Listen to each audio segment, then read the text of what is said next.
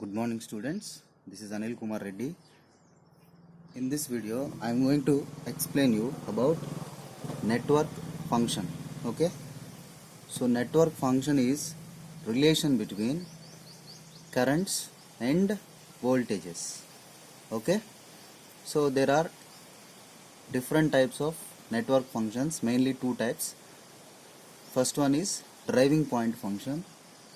Driving point function is defined as the ratio of excitation to the response measured at the same port. Okay, so we can calculate driving point function for both one port network as well as two port network. Okay, so for one port network there is only one port, that is two terminals, so input voltage and current. Therefore driving point impedance function Z of s equal to V of s by I of s. Okay, so that is the impedance. Next, coming to two port network, you have input voltage V1, output voltage V2. Okay, there are two ports, input port and output port.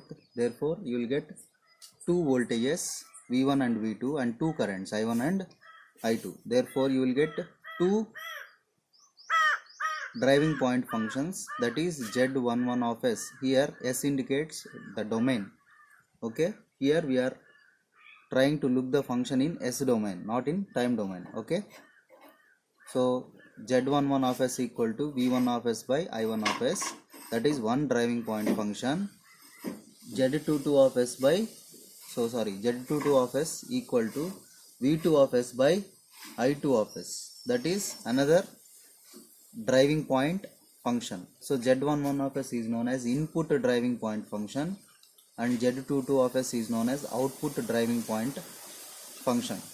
So these are the driving point impedance functions for one port network and two port networks. Similarly, admittance also, you can write a driving point admittance function. Okay, driving point admittance function Y of s equal to I of s by V of s for one port network, Y11 of s and Y22 of s for two port network. Okay, so you can have impedance function and admittance function in driving point functions. Next, we will be looking into transfer function. Okay, so this is another type of network function. Transfer function is defined as the ratio of one port excitation at one port to the response at the other port. Okay, so transfer function for a two port network is given below. As you can see here, V1 of s, I1 of s are voltage and currents at the input port, V2 of s and I2 of s are voltage and currents at the output port. Z12 of s is equal to V1 of s by I2 of s. So that is called as a transfer function. Excitation is at port 1 and response is at port 2. So this is the definition of a transfer function. So you can have two types of transfer functions, Z12 of s and Z2 of s, Z21 of s for a two port network. Similarly, you can write admittance transfer functions. Okay, like Y12 of s and Y21 of s, you can see here for a two port network. Now driving point, now let us look into a problem where we can find driving point impedance function Z of s for the given network. So this is the given network. It has inductance, capacitance as well as resistance that are connected as shown in the figure. So first you have to apply Laplace transform for the given circuit. If you apply Laplace transform, you can write L into S for inductor, 1 by Cs for capacitor, R as it is for resistor. Therefore you will get S here 20 by S, here 4. Okay, so you can see resistor and capacitor are in parallel and series with, and this combination is in series with inductor. If you simplify, you can get Z of s, that is impedance function of the given circuit, Z of S equal to, you will get 40 into 20 by S by 4 plus 20 by S plus S. Okay. So finally, after simplifying the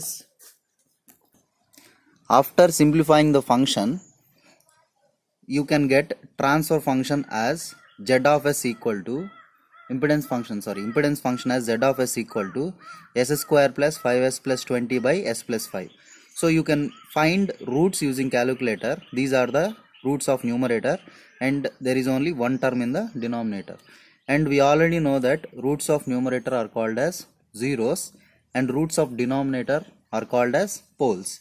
So you can write zeros as minus 2.5 plus 3.7j as 1 0, and the other 0 is minus 2.5 minus 3.7j, and you have a pole that is minus 5. So you have to locate, according to the question, you have to locate poles and zeros on S plane. So this is S plane, as you know already. Okay, first try to locate the poles. So only you have only one pole, so you have to represent pole with a small cross mark. Next you have to represent zeros. So first 0 is minus 2.5 plus 3.7j. So minus 2.5 will be here, okay, and 3.7 maybe somewhere here. So you have to locate like this. So this is a 0. So zeros are represented by a small circle. Another 0 is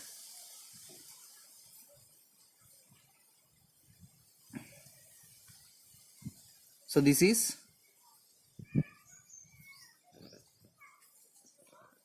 minus 2.5, here minus 2.5, here minus plus 3.7j. This is 1 0. Another 0 is at minus 2.5 and minus 3.7j. So here you can locate another 0. So totally there are 3 roots. One root is called pole, that is at minus 5. Another 2 roots are zeros that are indicated in this S plane. So this is how you can solve a problem for a given network. Okay, thank you. Next we will be looking into restriction of location of poles and zeros on S plane. Okay, so you cannot have poles and zeros everywhere on S plane.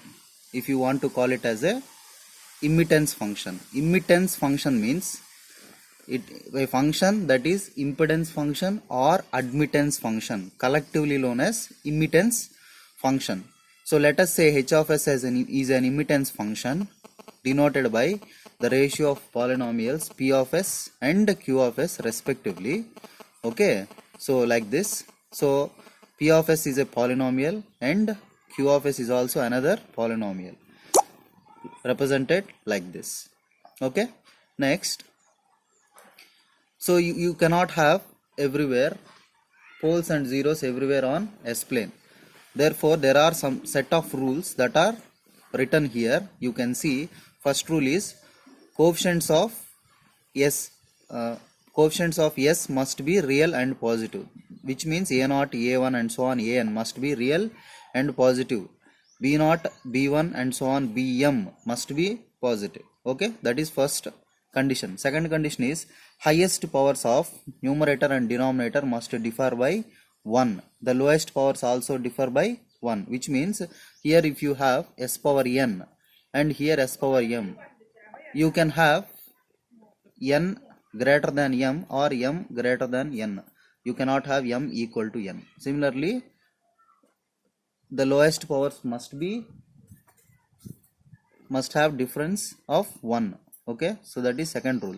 Third rule is poles and zeros must be simple and they must locate on j omega axis. Simple pole means, so instead of simple pole, I will write an example here. So 2j is a simple pole 2 plus 2j is not a simple pole. So 2j is a simple pole. Simple pole means without real part is known as simple pole. So poles and zeros must be simple, okay, and must lie on j omega axis. So then only it is valid for immittance function. Next, there must be a pole or zero at the origin of S plane and at infinity of S plane. So if there is a pole at 0 or if there is a pole at the origin, 0 must be located at the infinity, okay, and vice versa. Next, the last condition is poles and zeros must lie on S left half of S plane. Okay, if any pole, any one pole or one zero is located, at least one pole is located at right side, then it is not valid for network function. Okay, so these are the restrictions of location of poles and zeros on S plane. Okay, thank you.